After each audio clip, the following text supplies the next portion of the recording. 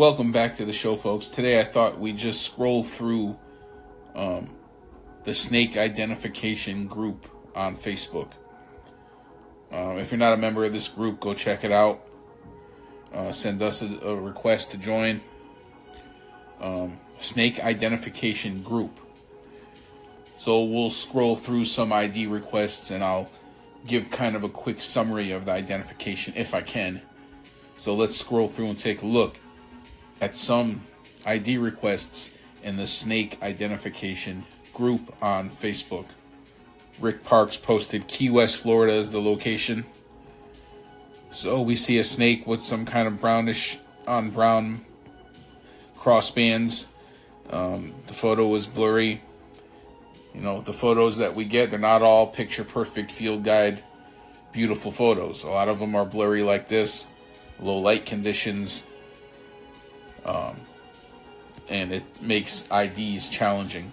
But if you are familiar with the snakes in Florida, and especially in Key West, down all the way down there in Key West, there are several species of snake that live down all the way down there in Key West that can swim from key to key, and they can handle the salinity.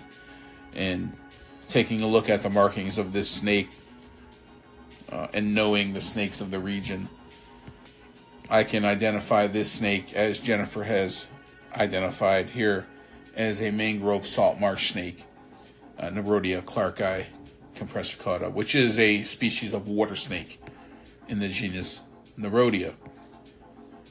They live in brackish conditions down in South Florida. You can find them in the Everglades, living alongside the banded water snake and several other water snake species. Otherwise, if you weren't familiar with these snakes, you might call this a banded water snake. But down in Key West, this is going to be a salt marsh snake. Here's a good one from Texas. We can take a look at this snake here, posted by Justin. Coastal Texas. When we look at this snake, we can see that its head is flattened out defensively into a triangular shape. Head shape never determines whether a snake is venomous or non-venomous. We can also see the eyes very clearly on this snake. There's no heavy scale covering the eye here, so this points to not being a copperhead or a cottonmouth.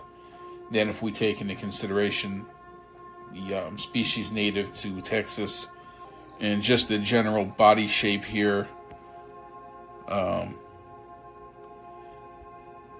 head flattened out defensively. When I first saw this snake, I said, okay, this is an aberrant specimen, which means it's not the typical color or pattern. I did identify this snake as a water snake, Nerodia. Wasn't quite sure on which species it might be. Again, there are a few species in Texas. But after looking at it for a little while and considering a couple things, a couple features on the snake, this most likely would be a plain-bellied water snake. Again, this is an aberrant specimen, which means it doesn't have the normal color or pattern that you would find on the typical example of this snake. Plain-bellied water snake from Texas. Southwest Florida. John posted this photo. So a slim, medium-sized black snake, all black, glossy black, which points to the snake having smooth scales. And then we can also make out the head there in the shadows.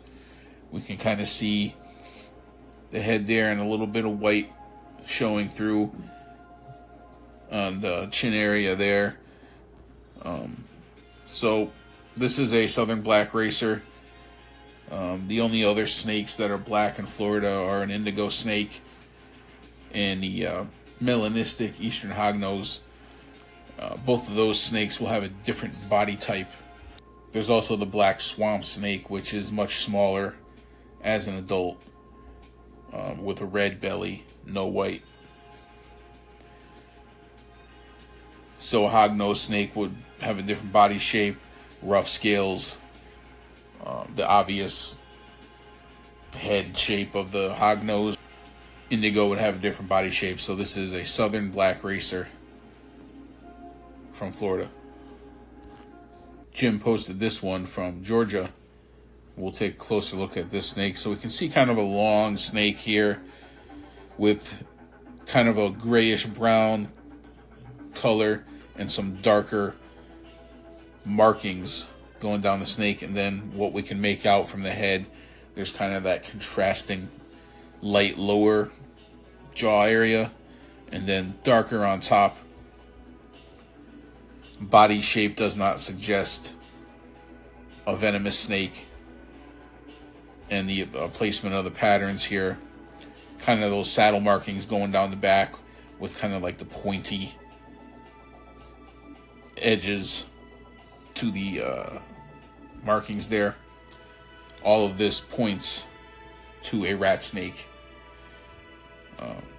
Call it whatever you want, a Midland rat snake, a gray rat snake. But this is a non-venomous rat snake, Pantherophis species. Here's an interesting snake that Andre posted. Cape Town, this is in South Africa. We take requests from all over the world. Of course, most of us specialize in the United States, but we do have people that are knowledgeable on different parts of the world. And we have a moderator from Australia as well. This is a non-venomous mole snake. It's a large non-venomous species, and they actually do have a quite powerful and painful bite because of their teeth. I've never been bitten by a mole snake. I've never seen a mole snake, but I've heard that you don't want to get bitten by this snake. Here's one from Myrtle Beach, South Carolina. Let's take a closer look at this snake. We see some bands going down the body here, kind of numerous even spaced bands, reddish in coloration. Then we look at the head. Those eyes are round. They're not really covered by a large scale over the eye. So it's not a pit viper, it's not a cottonmouth, it's not a water moccasin, it's not a rattlesnake. And then we can see that striping below the eye in what a lot of people call the lip region, the lip area. Those are the labial scales with the dark edging, given those striped appearance there. So with all that taken into consideration with the location, this is a banded water snake, Nerodia fasciata. Banded water snake, non-venomous. Here's one from Cypress, Texas. Dawn posted this photo. She posted two photos and we can see the snake. Let's take a closer look at the snake here. Kind of heavy bodied. Looks like it has an injury on the back there. Old scarring, little scarring. The head, kind of a blunt nose there. I can see the eyes pretty clearly on this snake.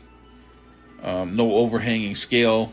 Again, just like the last one, not a pit viper. And then the pattern on the snake, the blotches going down the back, evenly spaced. They got that narrow line, kind of like ladder markings going down the back, and then the sides have some darker markings as well. And all of these features point to a plain-bellied water snake, which in this region in Texas here, they are actually patterned. The farther east you go with the plain-bellied water snake, they start to lose the patterning and become a solid color. But on the belly of the snake will be a nice yellowish, golden yellow color. No markings. That's where they get the name plain-bellied water snake. And I'll leave you with one more here from South Carolina. This snake has a yellow background with some darker striping going down the body. The head is kind of squared off at the snout. And then we can see how, we can get a impression of the size of the snake. So it's much bigger than like an adult garter snake would be. So it's not a garter snake. a lot of people jump to the conclusion that any striped snake like this is a garter snake.